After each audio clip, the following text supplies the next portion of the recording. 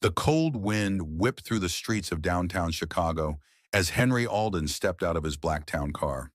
He was tall, tailored, and tired not physically, but in the way rich men often are when life has stopped surprising them.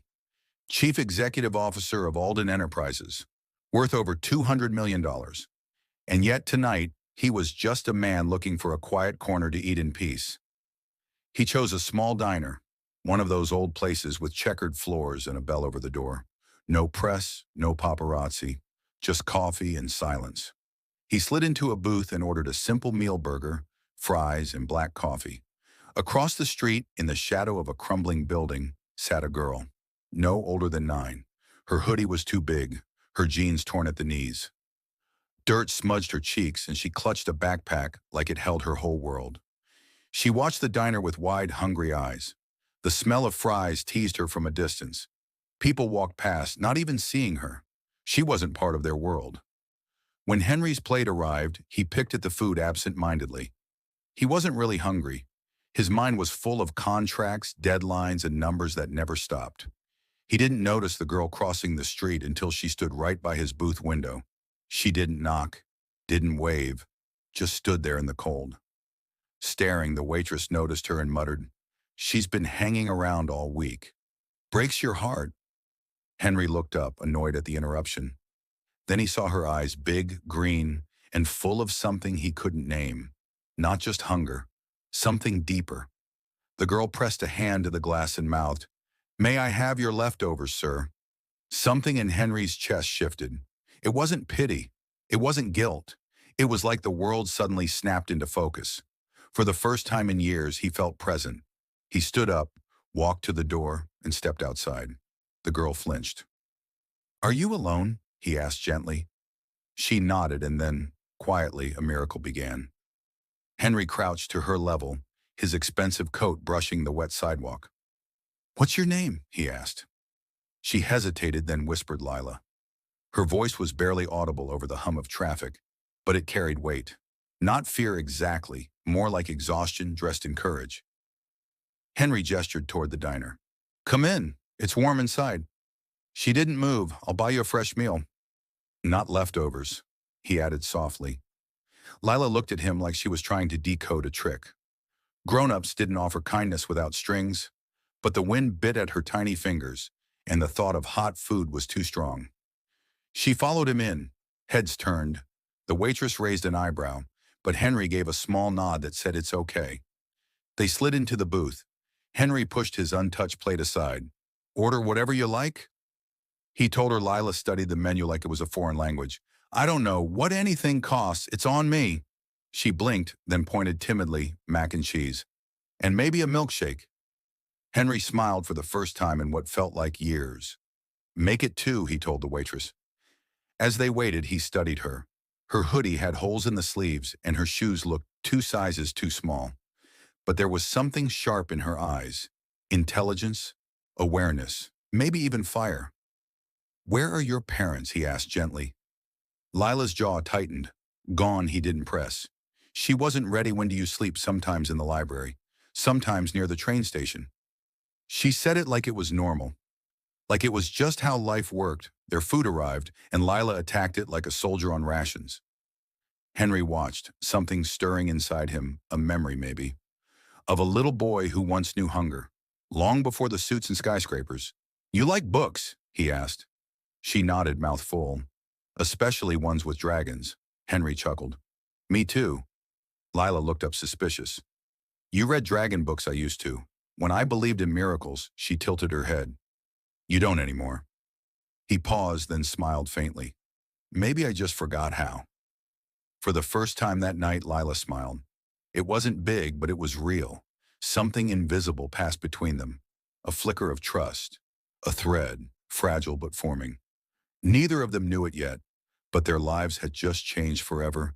The milkshake was long gone, but Lila kept twirling the straw, as if it gave her something to do while the silence between them grew warmer. Not heavy, just quiet. Like neither of them wanted to break the moment. Henry glanced at his watch. It was past 9 p.m. Normally, he'd be in his penthouse by now, checking emails or pacing in silence. But tonight felt different. You shouldn't be out this late, he said. Lila shrugged. It's always late somewhere.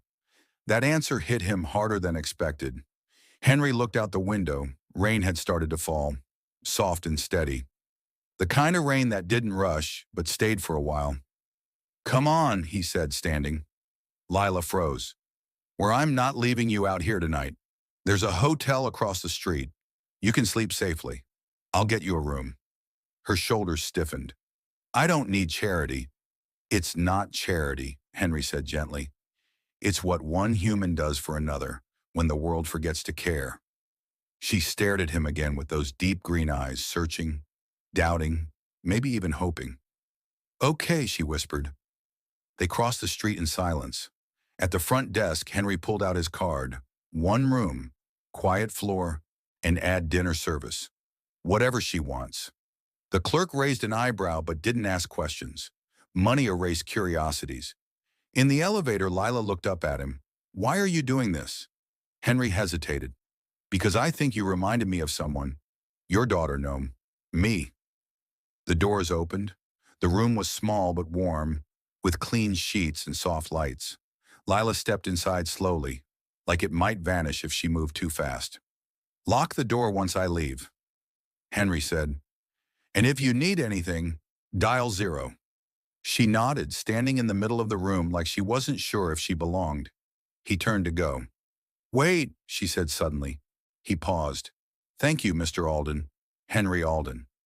Her eyes widened just a little. The guy from the news. I suppose Lila nodded, impressed.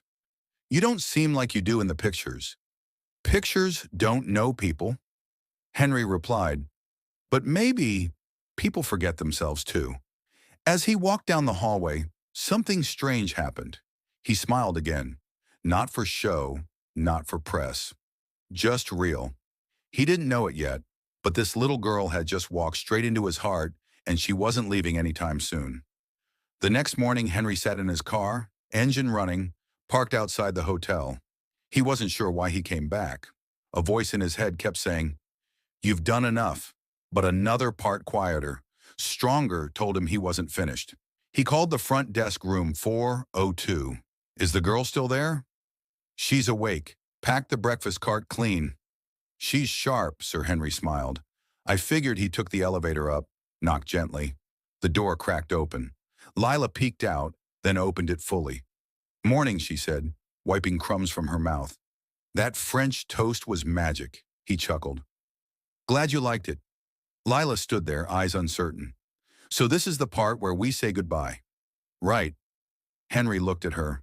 Really looked. This girl had lived more life than most adults. She didn't need pity, she needed someone to see her. I was thinking, he began slowly. How would you feel about coming with me for the day? Just see where it leads.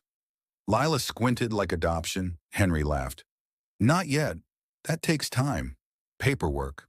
But maybe we start with lunch. And a bookstore. Her face lit up, then dimmed. Are you sure people don't usually stick around? I'm not people, he said gently. The day moved fast. They went to a cozy bookstore downtown. Lila ran her fingers across the spines like they were treasure. You can pick 5, Henry told her. She gasped. Seriously, he nodded. Books are fuel, and you seem like you run on adventure. She chose 2 dragon stories, a mystery, a space tale, and surprisingly, a biography of a woman, CEO. Back in the car, she asked, Did you ever have kids? Henry's smile faded. No. My wife, she wanted to, but we never made it that far. Lila was quiet. Sorry, he nodded. Me too. They stopped at a park. Lila ran through the grass like she'd forgotten the weight of the world. Henry sat on a bench, watching her laugh. Really laugh. And that's when it hit him. This wasn't charity. This wasn't saving someone. This was healing. Later, as the sun dipped low, she sat beside him. Hey, Mr. Alden. Yeah, I think I believe in miracles now. He turned to her, heart full. Yeah, Lila, I think I do too.